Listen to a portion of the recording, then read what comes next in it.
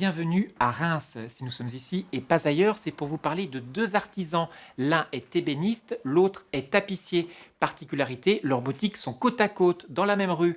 Autant dire que ces deux-là se connaissent bien et que leur travail est complémentaire.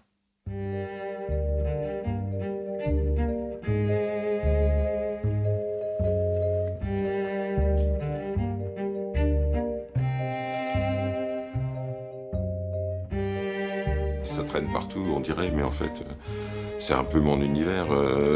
Dans ce désordre, j'arrive à m'y reconnaître et heureusement. Il est comme ça, Jean-Denis. Son atelier le connaît si bien qu'il peut trouver la chute de bois, celle qui va lui permettre de restaurer des meubles, dont certains sont dans un fichu état. On va greffer tous les manques. Évidemment, il y a des morceaux qui ont disparu. Alors on cherche toujours les bois les plus proches de l'origine. Donc on garde énormément de bois ancien, de plaquage, et on greffe.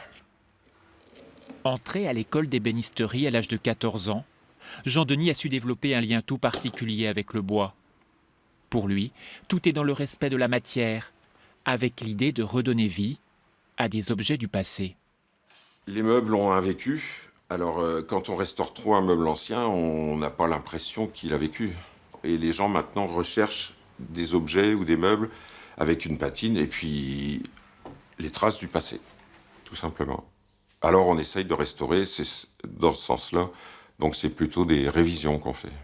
Il n'est pas cassé, mais il est armant, je l'ai laissé. Oui, non, mais, Je suis sûre que ça va être dans vos compétences. Quand vous avez des clients qui vous apportent des meubles en sale état, que vous leur rendez plus jolis que jamais, ils vous disent quoi? Que vous êtes un magicien un peu? On n'irait pas jusque-là, mais ils sont parfois surpris, oui, bien sûr.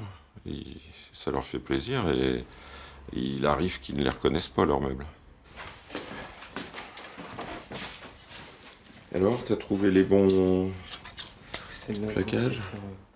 Pablo, en stage depuis 5 mois ici, prend son travail très à cœur. Apprentissage du métier, où la patience est indispensable. C'est long et comme c'est minutieux, oui, on se trompe souvent, quoi. Et on refait, et si ça passe pas, on recommence. Ça m'aura appris pas mal de choses, et je regrette pas de l'avoir fait, quoi. Parce que c'est que du bénéfice, en fait.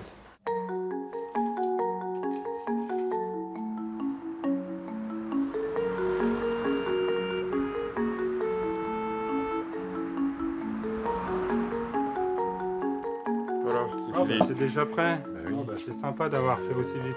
On voit ça, qu'est-ce que tu veux? Quand Jean-Denis rend visite à José, c'est pour lui confier un travail. Ils sont complémentaires. José exerce depuis 35 ans. Le marché a beaucoup évolué ces dernières années.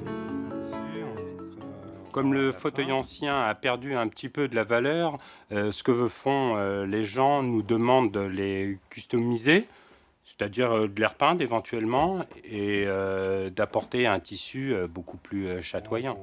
Tu fais attention à tes nœuds là, hein, d'accord? Donc là, pour l'instant, ça se passe bien. Hein. Quand on travaille, on a toujours l'impression que ce sont des métiers qui n'intéressent pas du tout les jeunes.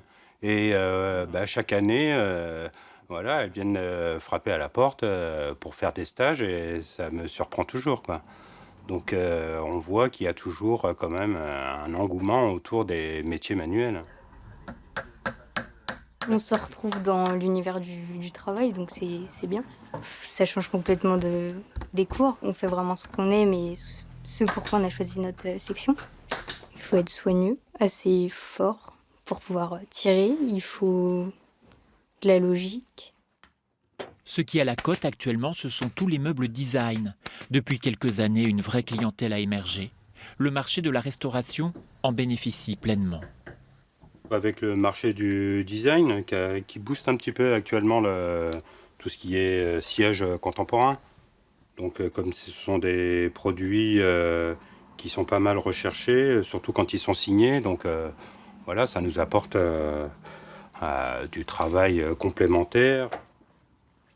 Alors José, on est assis où là exactement? Alors on est assis sur un canapé en rotin qui date des années 60, qui est d'origine, hein, et qui est très tendance. Et on a effectué un coussin et 2 polochons pour le rendre beaucoup plus confortable.